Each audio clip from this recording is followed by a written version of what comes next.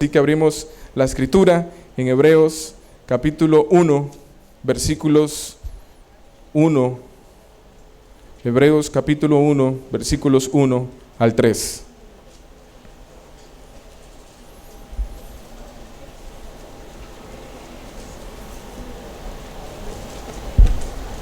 Con regocijo leemos lo que dice ahí la palabra del Señor. Dios, habiendo hablado muchas veces y de muchas maneras en otro tiempo a los padres por los profetas, en estos postreros días nos ha hablado por el Hijo, a quien constituyó heredero de todo, y por quien asimismo hizo el universo, el cual, siendo el resplandor de su gloria y la imagen misma de su sustancia, y quien sustenta todas las cosas con la palabra de su poder, habiendo efectuado la purificación de nuestros pecados por medio de sí mismo, se sentó a la diestra de la majestad en las alturas.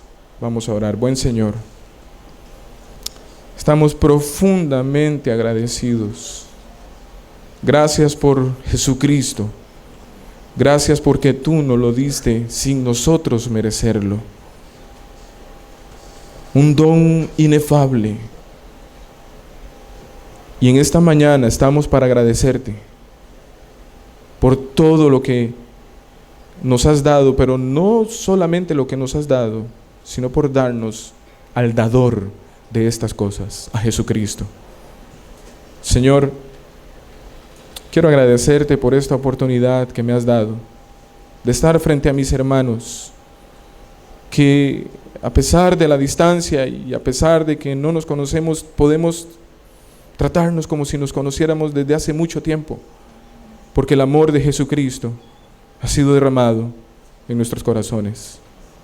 Y ahí podemos ver que el Evangelio es poderoso para derribar cualquier división, cualquier frontera, cualquier cultura. Tu palabra, el Evangelio está por encima de todo eso. Y te agradecemos por esto, Señor. Hoy estamos experimentando un anticipo de la eternidad, donde un día no solamente van a haber personas de Estados Unidos, Costa Rica, El Salvador, sino de toda lengua, de toda tribu, de toda nación. Vamos a estar adorándote, sirviéndote, escuchándote, viéndote, contemplándote y deleitándonos en ti. Y ahora, Señor, que vamos a escuchar tu palabra, quiero orar por aquellos que están visitándonos el día de hoy, para que tú, Señor, tengas misericordia de ellos y les muestres a Cristo. También, Señor, oro por aquellos que tienen tiempo de estar en esta iglesia y son oyentes, para que tú también puedas hacerles ver su pecado y puedan venir a Jesucristo. Atráelos a Él, Señor. Y oro por aquellos que ya están en el Evangelio, para que estas palabras puedan servir de consuelo, de ánimo, de gozo, de afirmación en la esperanza que ellos han tenido en ti. Y ruego, Señor, que tú bendigas esta iglesia, sigas usándola para tu gloria y bendigas a los pastores de esta iglesia, al hermano Job, al hermano Orlando, a sus familias. Bendícelos en gran manera, Señor. Oramos en Cristo Jesús. Amén. Este sermón lo he titulado La superioridad o la supremacía de la persona de Cristo, porque precisamente el autor de Hebreos comienza inmediatamente enfocando nuestra atención en Jesús y su supremacía como Dios Hijo, la segunda persona de la Trinidad. Esto es importante y aquí podemos nosotros ver una lección importantísima. Todo mensaje que las iglesias den, todo testimonio que nosotros demos como cristianos, debe estar centrado en la persona de Jesucristo, en nadie más. Y el autor de Hebreos inicia inmediatamente señalando al Hijo de Dios, a la segunda persona de la Trinidad. Aquí el autor está ofreciendo un contraste entre las dos grandes revelaciones. La revelación por medio de los profetas en contraste con la revelación de su Hijo. Y dice el versículo 1, Dios, habiendo hablado muchas veces y de muchas maneras en otro tiempo a los padres por los profetas. Vamos a detenernos ahí. Y aquí estamos viendo y tenemos que hacerle preguntas al texto. ¿Qué dice ahí el autor de Hebreos? Nos dice que Dios habló. Y aquí podemos ver la acción de Dios. Dios habló.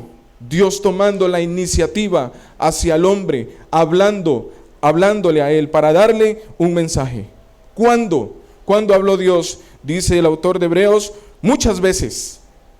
Y aquí el significado de esta frase muchas veces es a través de muchas porciones.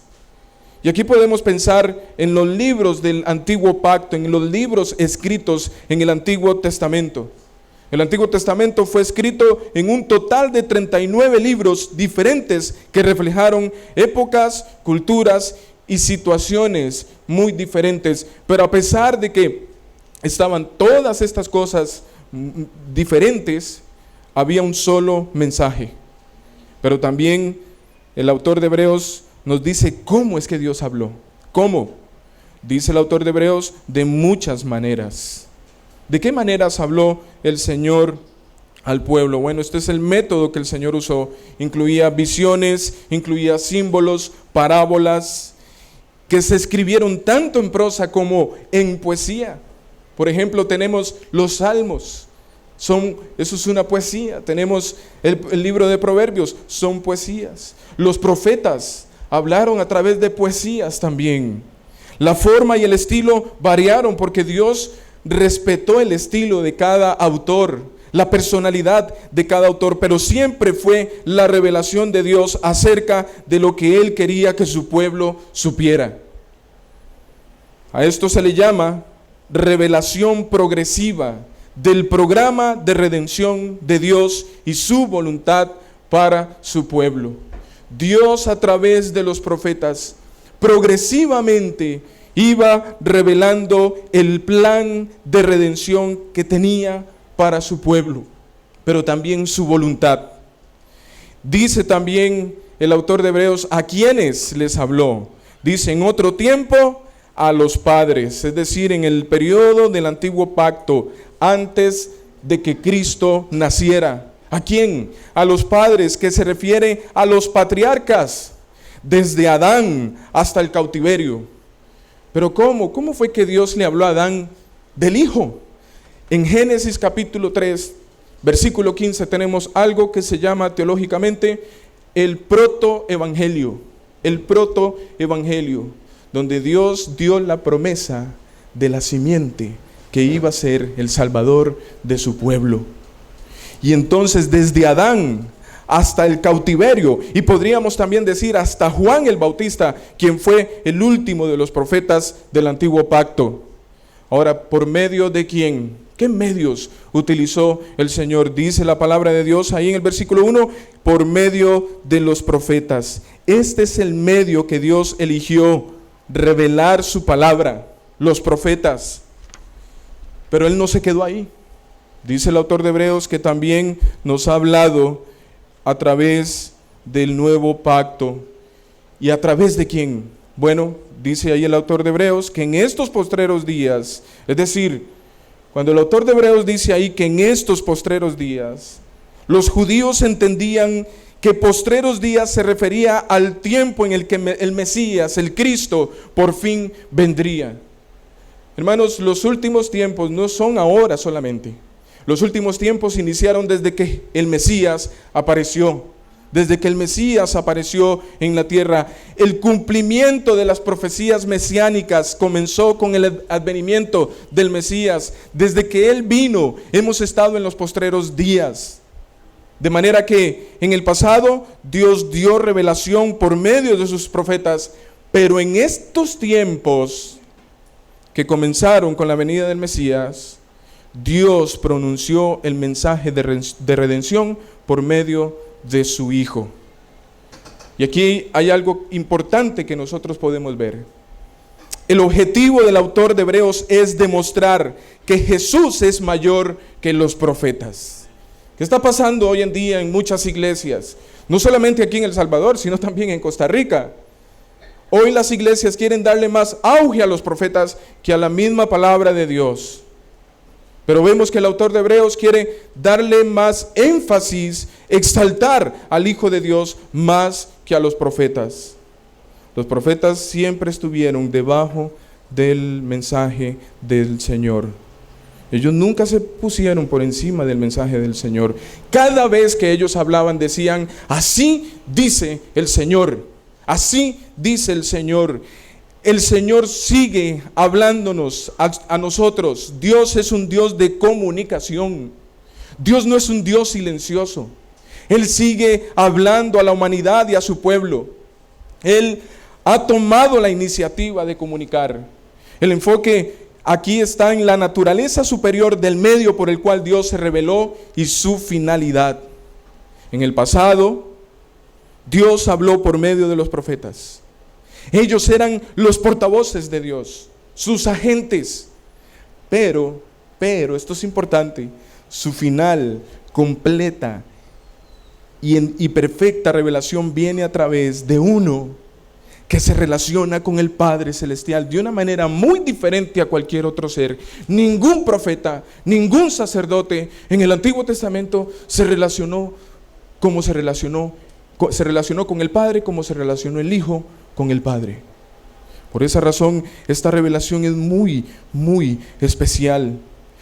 Jesús no es un mero profeta, como creen movimientos como los musulmanes o las religiones orientales o los testigos de Jehová o los adventistas o los mormones o la nueva era, que ven a Jesús como un mero profeta. No, Jesús no es un mero profeta. Jesús es el Hijo de Dios, porque Dios ha hablado a través de uno que comparte su misma naturaleza. Él es el Hijo de Dios y este es Jesucristo. ¿Quién dicen ustedes que es Jesús? Fue una pregunta que Jesús mismo le hizo a sus discípulos. ¿Quiénes dicen los demás que soy yo?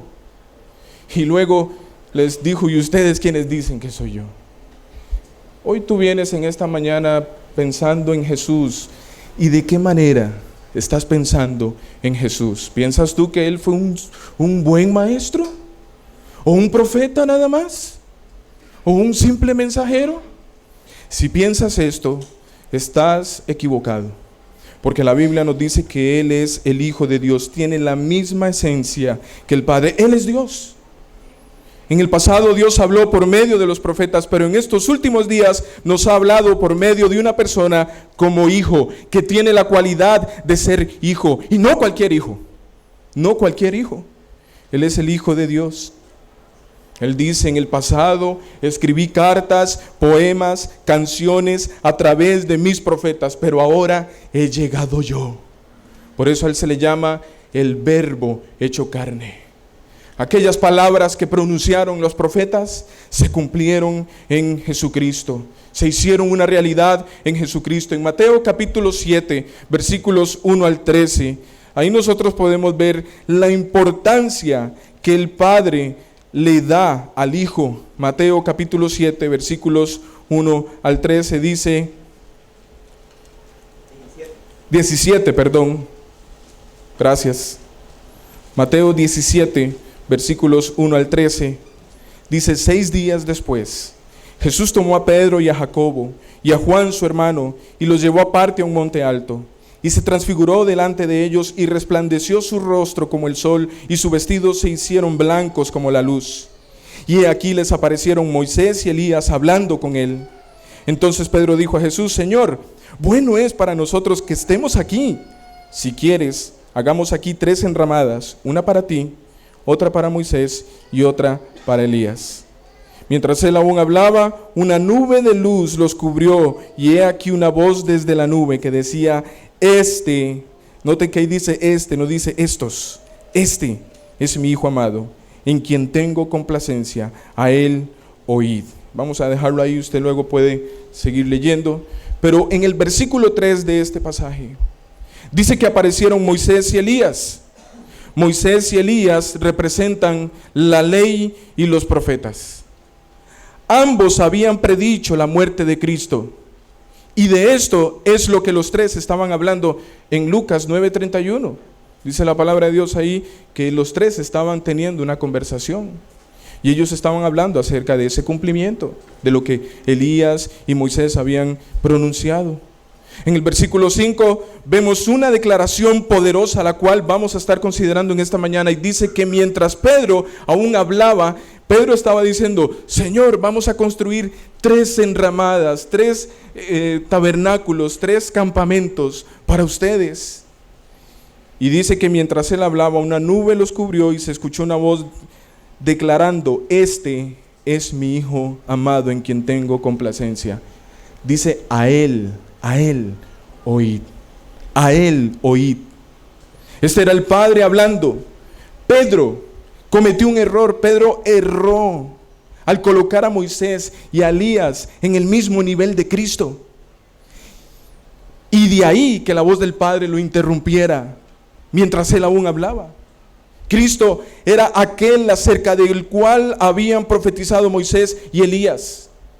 Y Dios quería dejarle a Pedro en su mente de que Cristo estaba por encima de Moisés y de Elías. No de su mensaje, pero sí de sus personas. Y en esta mañana, hermanos, yo quiero compartir con ustedes 7 verdades que nosotros encontramos ahí en las palabras del autor de Hebreos, donde nos muestran que Jesús es mayor que todos. Jesús es mayor que cualquier otra cosa. Inmediatamente después, el autor de Hebreos, después de la mención del Hijo, el autor presenta esas 7 afirmaciones, versículos 2 y 3, que describen los atributos y los logros de Jesús como Dios Hijo. Ahora, estas afirmaciones tienen 2 propósitos. 2 propósitos, al menos. Una, están diseñadas para engrandecer a Jesús a los ojos de la fe. Y en segundo lugar, nos enseñan por qué nosotros debemos escuchar a Jesús. Así como el Padre le dijo a Pedro: escúchenlo a Él. Hoy el Señor también nos va a demostrar por qué nosotros debemos escuchar a Jesús.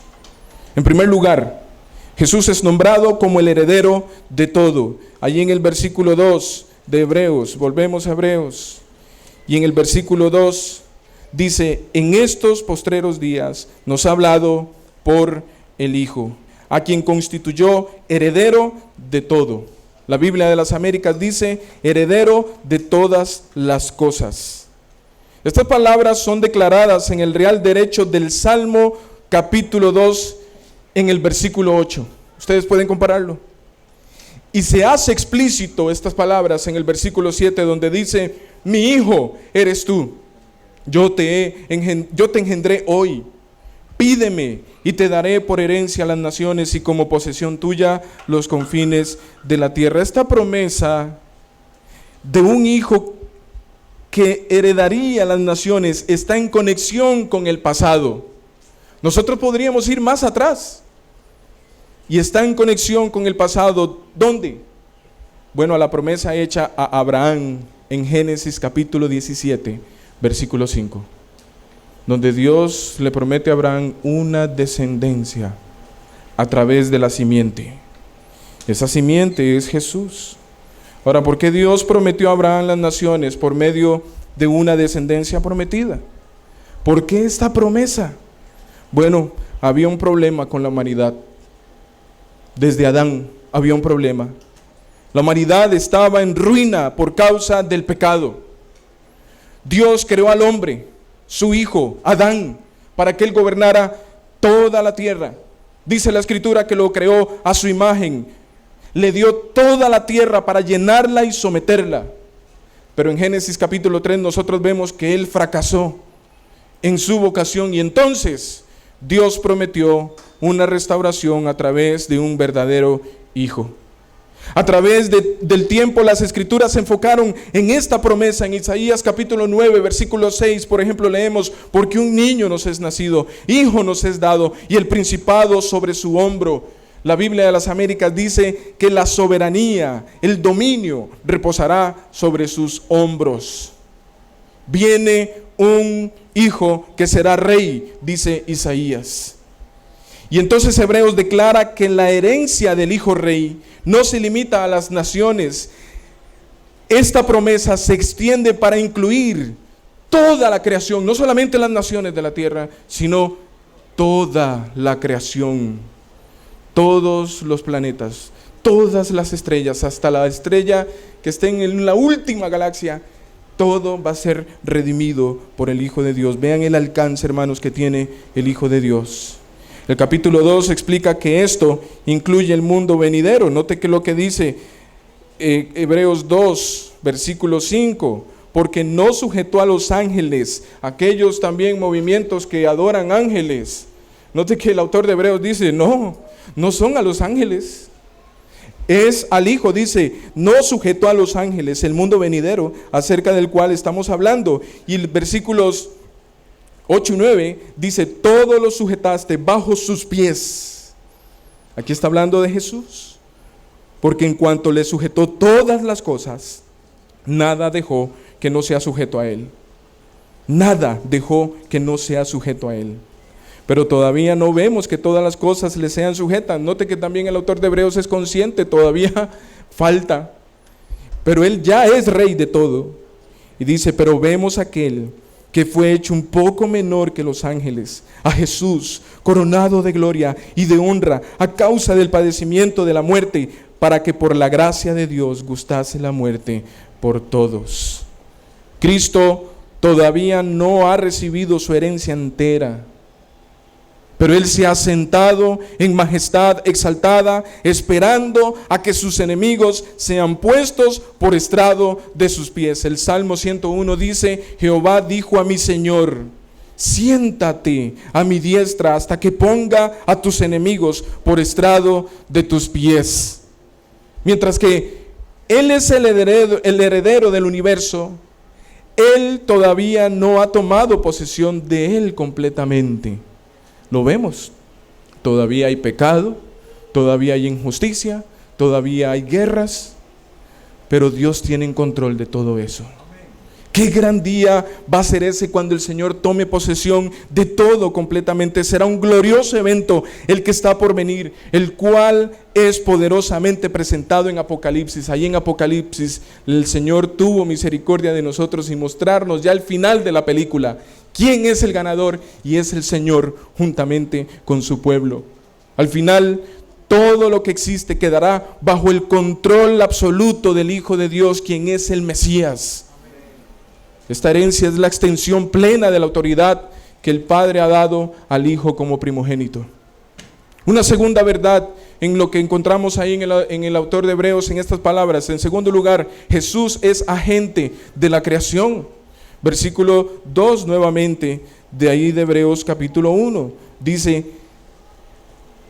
a quien constituyó heredero de todo y por quien asimismo hizo el universo. La frase ¿por quién? Esa palabra ¿por quién? En el griego significa mediante, es decir, por medio, es un medio. Y conserva el importante concepto hebraico de que Dios es el creador, ¿sí? Pero Él realizó el trabajo de creación a través de su Hijo. Por esa razón la Escritura dice que todo lo que existe, existe por medio del Hijo. Y todo lo que nosotros vemos no podría existir si no fuera a través del Hijo. El Hijo era el agente activo de la creación, como leemos en otras partes claramente expresadas en las Escrituras. En Juan, por ejemplo, capítulo 1, versículo 3. Ahí vemos cómo Juan habla de que el Hijo creó, que por medio de Él fueron creadas todas las cosas. Ahora, ¿qué se creó? Se creó el universo.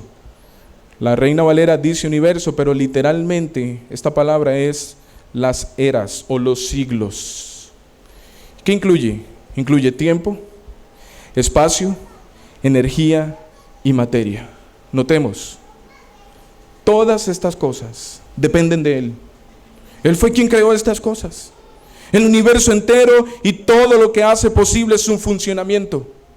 Sin el Hijo, nada de esto funcionaría. En esta declaración el autor subraya que el Hijo es eternamente preexistente. Jesús dijo, antes de que Abraham fuese, yo soy. Es decir, antes de que Abraham naciese, ya yo existía. Él fue el que creó el universo. Él creó a Abraham. El Padre no trajo al Hijo a la existencia. Él es el Hijo eterno. Él es igual al Padre, pero distinto del Padre. En Isaías capítulo 9, versículo 6 se nos dice que Él es Padre eterno, pero ahí no está hablando del Padre, está hablando de Jesús. Y lo que quiere decir ahí es que Él es el Padre de la eternidad. Jesús es el autor, es el que gobierna el tiempo y gobierna la eternidad. De manera que vemos aquí que Jesús es el agente de la creación. Noten que aún la creación está centrada en Jesús. Pero también una tercera verdad la encontramos en el versículo 3. Y ahí se nos dice que Jesús es el resplandor iluminado de Dios, el cual, es decir, Jesús, el Hijo, siendo el resplandor de su gloria. Siendo el resplandor de su gloria. Este término resplandor significa reflejar o brillar. Esta palabra expresa la noción de emitir una luz o brillar con luz propia. Jesús tiene luz propia y Él la emite. Jesús es Dios e irradia su propia gloria esencial.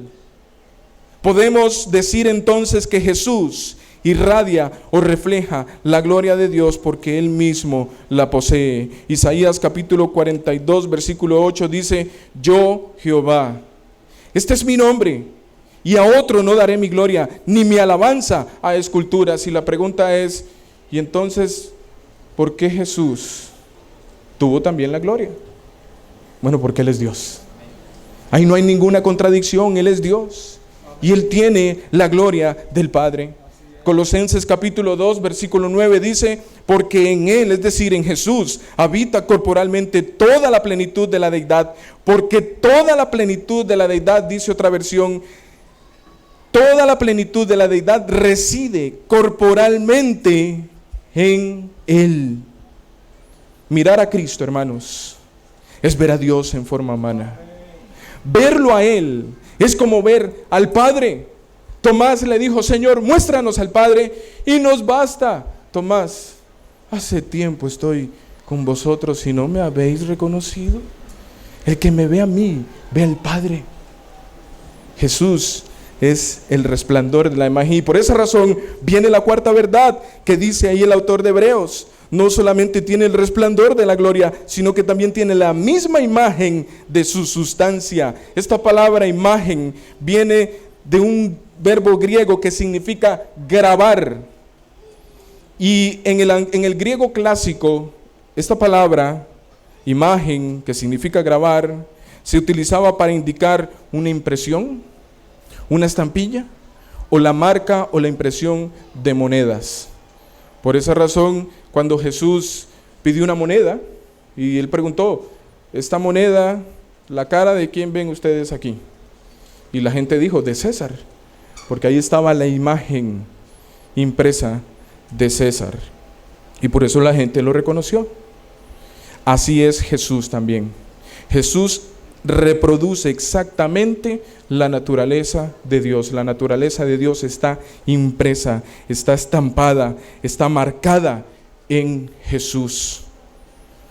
Voy a dar una ilustración de esto para que tengamos una idea. Cuando nosotros vemos a un niño idéntico a su padre, allá en Costa Rica, yo no sé aquí si lo dicen, pero nosotros allá decimos: son como dos gotas de agua, idénticos. ¿La razón cuál es? Bueno, es que nosotros encontramos características idénticas del padre en el niño, como gestos, rasgos, comportamientos, entre otras cosas. Pero en el caso de Cristo y el Padre, no podemos decir que son como dos gotas, porque esa palabra, el como, que son como dos gotas de agua, nos da a entender que son un poco parecidos. No son la misma esencia, se parecen, pero no son la misma esencia. Pero aquí el autor de Hebreos nos dice que Jesús no es como la imagen de su sustancia. Dice, es la misma imagen de su sustancia. Y esta palabra sustancia se puede traducir a persona. Jesús es la misma persona del Padre y alude al concepto de naturaleza o esencia. Jesús tiene la misma naturaleza, la misma esencia del Padre, es decir, Jesús es Dios. El Hijo es la imprenta perfecta y la representación exacta de la naturaleza y la esencia de Dios en tiempo y espacio. El Hijo no puede revelar la naturaleza de Dios exactamente a menos que Él la posea, pues Dios es espíritu, Él es invisible. Juan capítulo 1, versículo 18 dice: a Dios nadie le vio jamás. Un espíritu no se puede ver, pero dice que el unigénito Hijo, que está en el seno del Padre, Él le ha dado a conocer. ¿Por qué? Porque Él tiene la misma imagen, la misma estampa, la misma marca del Padre. Una quinta verdad la vemos también en el versículo 3, donde se nos dice que Jesús es el sustentador cósmico de Dios. Dice: quien sustenta todas las cosas con la palabra de su poder. Este término sustenta o sostiene en el griego tiene la idea de llevar adelante, porque nosotros lo vemos y parece que Él está sosteniendo nada más, que Él está sustentando, pero no, la idea es que Él está llevando adelante el curso del universo. Cristo no simplemente está sosteniendo el mundo sobre sus hombros, como piensan algunos, como la deidad griega, que presentan a Dios Atlas sosteniendo el mundo. No, Jesús no solamente sostiene el mundo, sino que Él está llevando hacia adelante en su curso designado y para su función designada. El Hijo de Dios está encaminando todas las cosas, sean buenas o sean malas, hacia la consumación de todas las cosas de acuerdo con el propósito eterno mediante su palabra. Todo lo que sucede en el mundo, hermanos, aún las cosas terribles a nuestros ojos, Dios está conduciendo todo eso. Los huracanes, los terremotos, los volcanes, Dios todo lo está llevando en curso. Nada se está saliendo del control de sus manos. Pero también lo que está pasando a nuestro alrededor, las circunstancias que nosotros estamos viviendo, problemas, necesidades. Dios tiene control de todo eso. Y Él está encaminando todo para la gloria de su nombre y para el bien de sus hijos. Decía el hermano Brian que Dios utilizó una situación difícil en su vida para mostrarle a Jesús. Dios usó muchas cosas difíciles en mi vida. Mis padres se separaron, mi madre estuvo presa porque se metió en negocios ilícitos. Y Dios encaminó todo para bien. Yo no entendía en aquel entonces, pero Dios estaba encaminando todo para bien. Yo lo puedo ver ahora. Si todo eso no hubiera sucedido, mi abuela nunca me habría llevado a la iglesia. Yo no hubiera, pienso, humanamente hablando, porque a Jesús nada se le escapa. Él ya había determinado y así iba a suceder. El Hijo no puede, hermanos, revelar la naturaleza de Dios exactamente a menos que Él sea o posea esa imagen de Dios. Ahora, esta palabra, como decimos, Él lleva adelante todo el curso de las cosas. Colosenses 1:17 dice: y Él, Jesús, es antes de todas las cosas, y todas las cosas en Él subsisten. En Él, dice la Biblia de las Américas, todas las cosas permanecen. El concepto es dinámico, no es estático. Todas las cosas, la totalidad, el universo como un todo, como un agregado, todo. Y lo hace todo por la palabra de su poder. Noten cómo lo hace, por la palabra de su poder. Su poderosa palabra. O como dice el reformador, o como dijo el reformador Juan Knox, él lo traduce de esta manera: por su palabra, que da un comando u orden. Cristo está dando órdenes a su creación, está comandando su creación. Y Knox lo traduce por lo que el escritor a los hebreos atribuye al Hijo: el gobierno providencial de toda la existencia creada. Dicho gobierno es una función de Dios. Solo Dios puede sostener todas las cosas, dar a todas las cosas la vida y la existencia, no como enseña la doctrina de hoy en día, el yo declaro, el yo arrebato, el yo desato, cosas como estas. Recuerdo en una ocasión con el huracán Harvey, no sé si ustedes lo recuerdan, y uno de los falsos maestros muy conocidos, él dijo: yo ato o deshago en el nombre del Señor Jesús el huracán Harvey. ¿Sucedió? No. Porque solamente Jesús tiene el poder en su palabra para cambiar el curso de las cosas. Ningún hombre tiene el derecho, Dios no le ha atribuido el derecho a los hombres para dirigir el curso del universo. Juan capítulo 5, versículo 26 dice: porque como el Padre tiene vida en sí mismo, así también ha dado al Hijo, no a la iglesia, no a un hombre, no, al Hijo, el tener vida en sí mismo. Sexta verdad, versículo 3. Jesús es el Redentor encarnado de Dios. Jesús es el Redentor encarnado de Dios. Dice, habiendo efectuado la purificación de nuestros pecados por medio de sí mismo. Después de llevar a cabo la purificación de los pecados, dice la Biblia de las Américas. Ahora nos estamos moviendo, el autor de Hebreos nos está llevando de la obra creativa y cósmica de Cristo hacia su obra expiatoria y limpiadora. Noten, hermanos, cómo el Señor, el autor de Hebreos nos lleva de la creación a la salvación. Es el Evangelio. Él está presentando aquí el Evangelio, porque Él está presentando la obra expiatoria y limpiadora, purificadora de Cristo a su pueblo, que para el autor es el corazón o el fundamento de este mensaje. Su escritura está saturada con este concepto y habla de lo que Cristo ha hecho en una gran variedad de formas. El autor se refiere a la obra de Cristo en el resto de la epístola como la propiciación, la redención y el sacrificio que se elabora a través de la persona de Jesús. En este punto podemos observar que Cristo ha hecho lo que nadie fue capaz de lograr, ni siquiera aquellos sacrificios que hacía el pueblo de Israel. Jesús hizo la purificación por nuestros pecados. A veces este término se utiliza para la limpieza ceremonial, como en Marcos capítulo 1, versículo 44, donde el Señor sanó a un leproso. Pero aquí, en este pasaje, se utiliza como en Primera de Pedro, capítulo 1, versículo 19, para la eliminación del pecado. Cristo, hermanos, efectúa una limpieza completa, una purificación permanente y una expiación absoluta por medio del sacrificio sustitutivo de sí mismo en la cruz. Por esa razón, hermanos, usted y yo no podemos hacer nada para purificar nuestros corazones. No, ni las buenas obras, ni las penitencias, nada. Usted podría estar viniendo toda su vida a la iglesia, poder tener muchas versiones de la Biblia en su casa, incluso memorizarse muchos pasajes de la Biblia, pero si Cristo no ha purificado su corazón, usted no está purificado, porque esas cosas no tienen poder.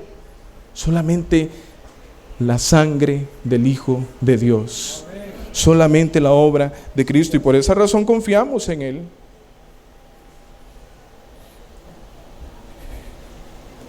Y como última verdad que nosotros encontramos en estas palabras, Jesús es soberano exaltado de Dios. Jesús es exaltado soberano de Dios. Dice que Él se sentó a la diestra de la majestad en las alturas. Esta frase, la majestad de las alturas, la palabra majestad se usa solamente 2 veces en el Nuevo Testamento. Solo 2 veces. En Hebreos 8:1 y en Judas 25. Esta palabra nos demuestra que la diestra es la postura de descanso y de honor. Es el lugar de poder y autoridad. Sentado a la diestra de Dios está nuestro Señor. Por lo tanto, es una poderosa y conmovedora manera de decir que la obra salvífica de Cristo es completa y ahora está sentado en una posición de honor. Él es exaltado. Por esa razón, hermanos, cada vez que nosotros venimos a la iglesia, nos congregamos con el pueblo de Dios, queremos exaltar al Señor, su palabra, porque el Padre lo exaltó. Por esa razón, todos nuestros cantos, todas nuestras oraciones, todo lo que nosotros hablemos, tiene que ser centrado en la persona de Jesús.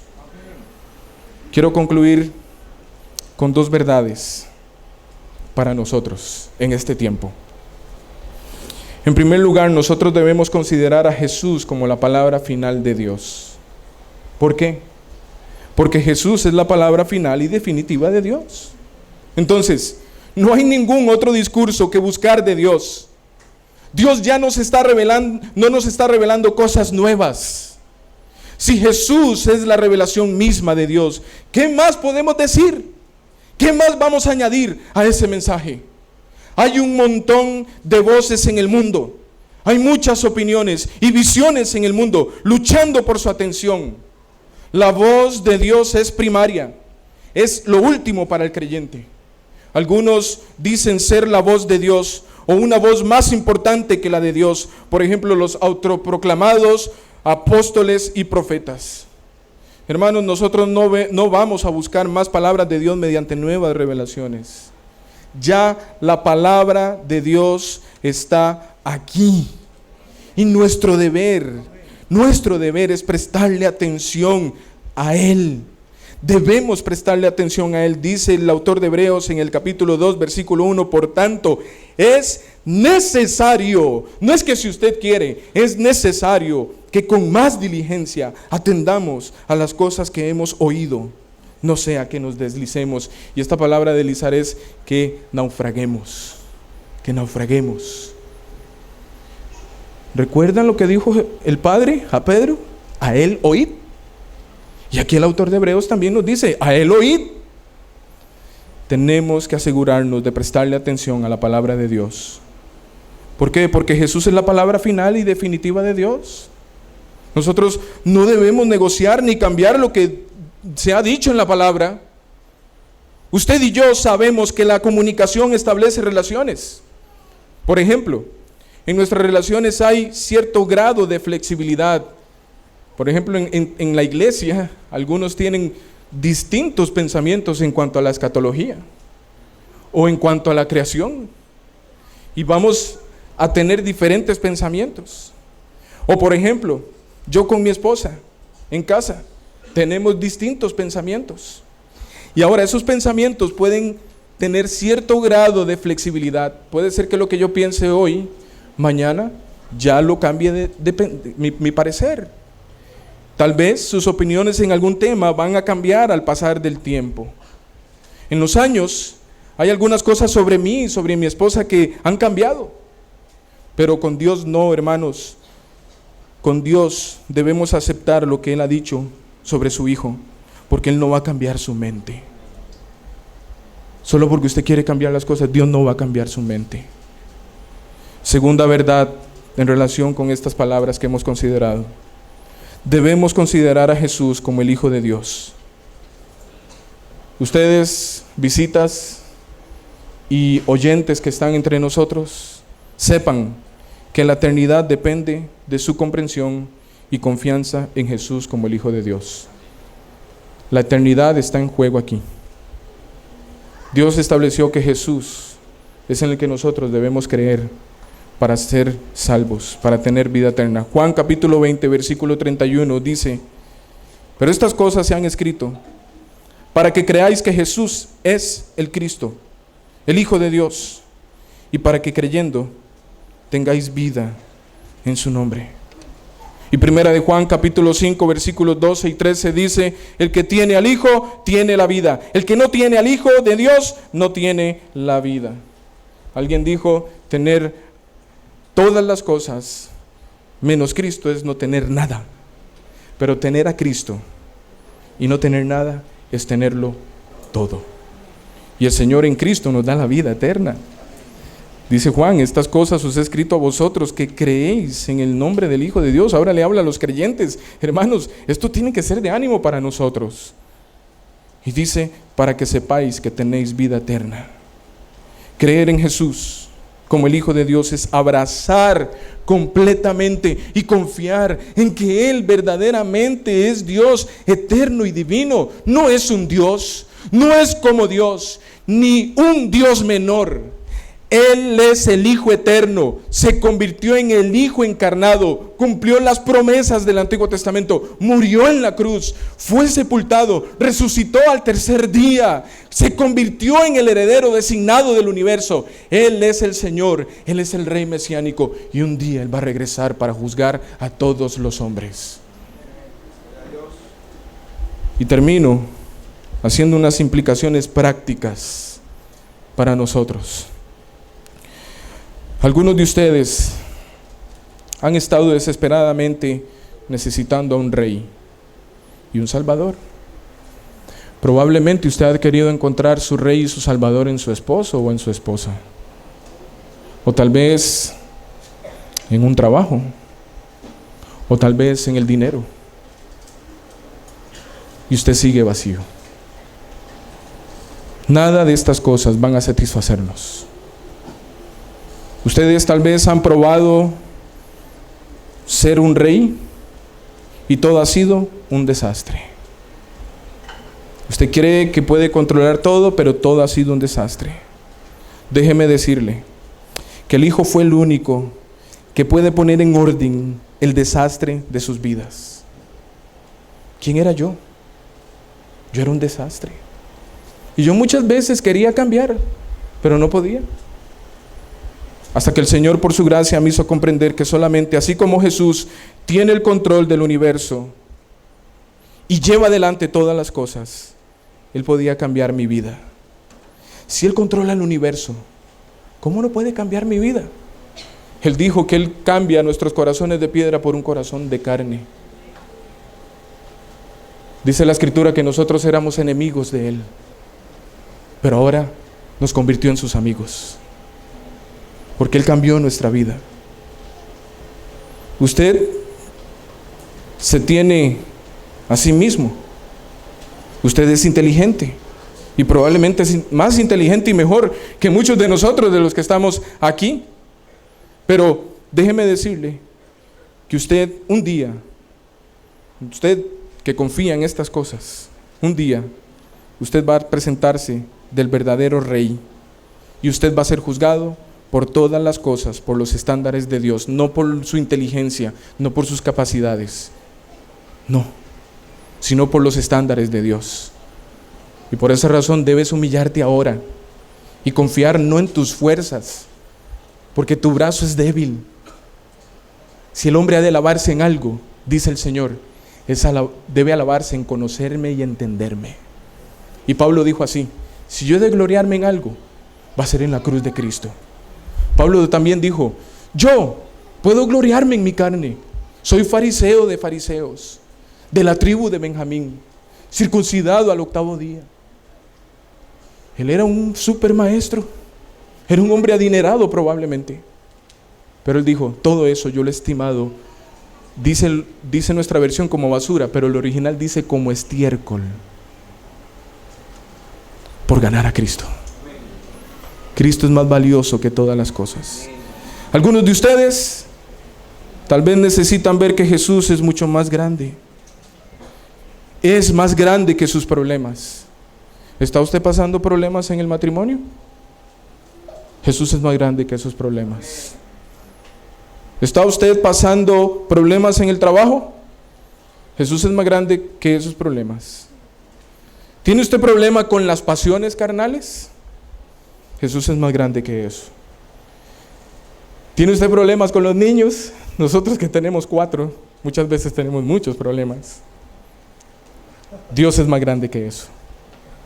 Hijos, jóvenes, ¿tienen ustedes problemas con sus padres? Dios es más grande que eso. ¿Tiene usted problemas con sus compañeros de clase? Dios es más grande que eso. ¿Tiene usted alguna enfermedad? Y eso lo ha llevado a usted a quejarse el día de hoy. Déjeme decirle que Dios es más grande que eso, pero hay algo más. Dios tiene control de todo eso. Dios no solamente permite las cosas, Él predestinó estas cosas. Él las preparó.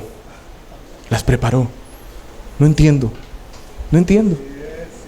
Pero yo sé que a todos los que aman a Dios, Todas las cosas, no solamente las cosas buenas, todas las cosas ayudan para bien.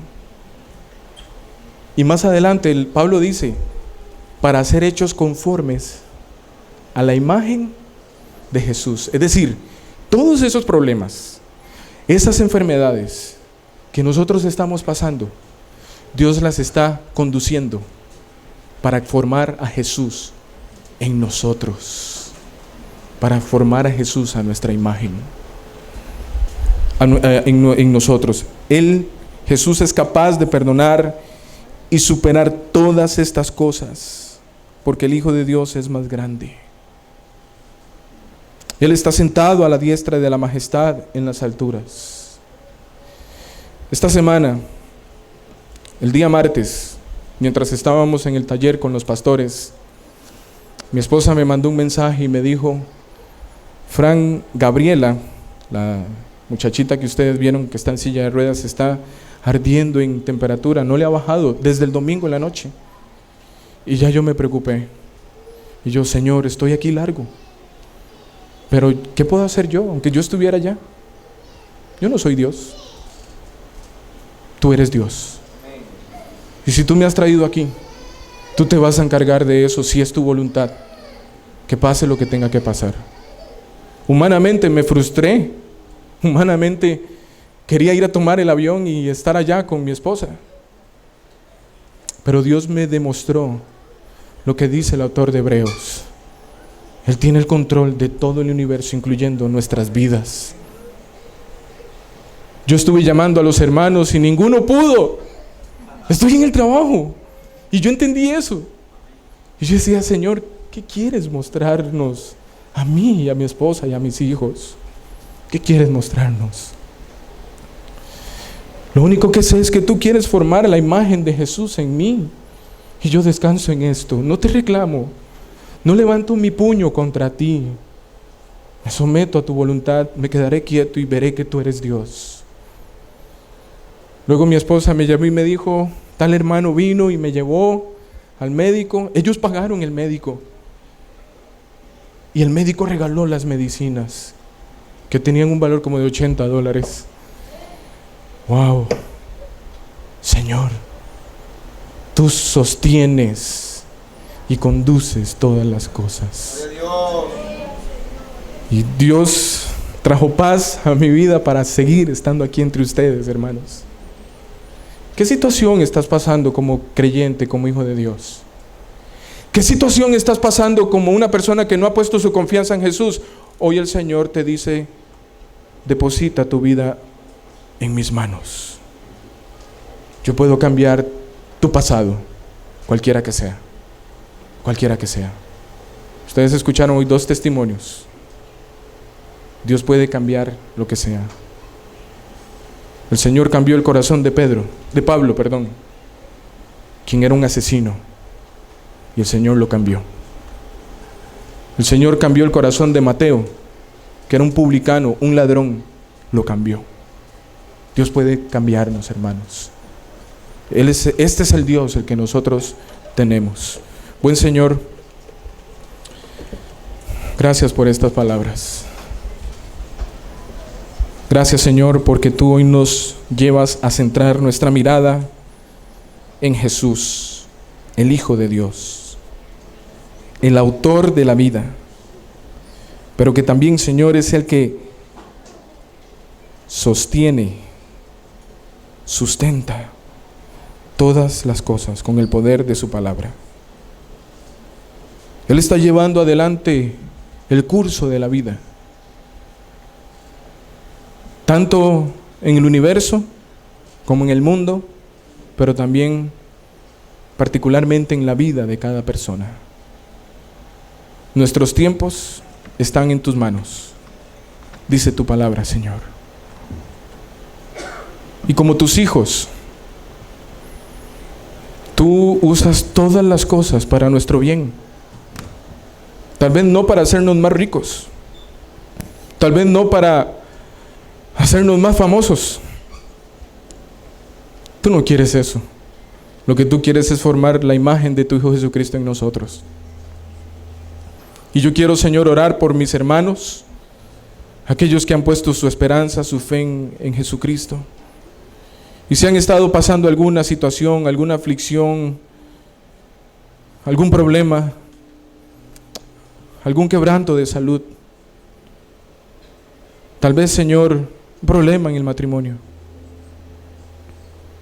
o tal vez se sienten ansiosos, hazles ver, Señor, que tú tienes el control de todo, que nada se escapa de tus manos, y que tú estás llevando en curso estas cosas para el bien de ellos, para formar a Jesús en ellos. Quiero orar, oh Señor, por aquellos que están entre nosotros y no te conocen todavía.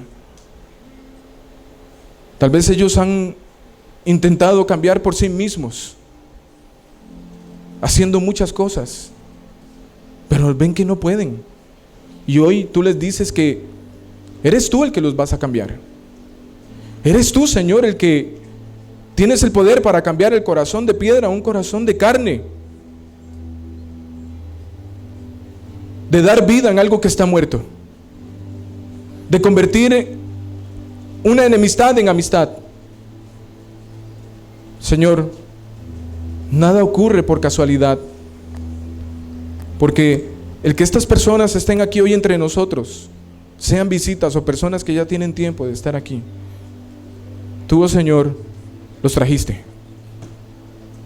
Y yo quiero rogar, Señor, para que tú abras el corazón y el entendimiento de ellos y les muestres a Cristo. Muéstrales sus pecados, sí. Muéstrales cuán desastrosa es su vida, pero también muéstrales, Señor, que Jesús es el que puede poner en orden ese desastre. Él tiene el poder para cambiar nuestras vidas. Él no es solamente el autor de la creación, sino el autor de las nuevas vidas, del cristianismo.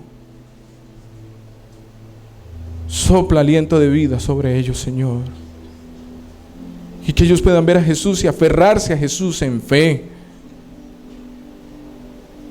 Gracias, buen Dios, por estas palabras.